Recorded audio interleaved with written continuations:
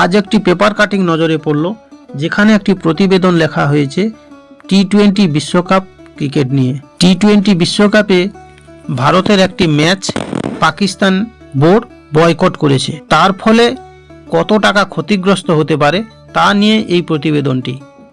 তো যেখানে উল্লেখ করা হয়েছে প্রায় 400 কোটি টাকা বিজ্ঞাপন ক্ষতি হতে পারে। ভেবে দেখুন, একটা ম্যাচে 400 কোটি টাকার বিজ্ঞাপন ক্ষতি।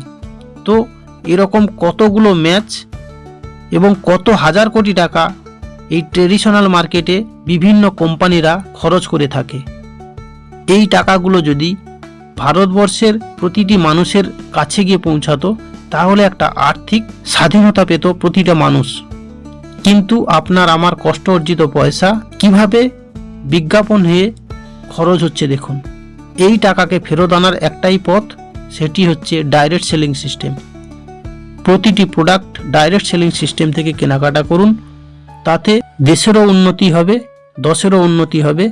আপনার আমার কষ্ট অর্জিত পয়সা বিসর্জন যাবে না এইভাবে।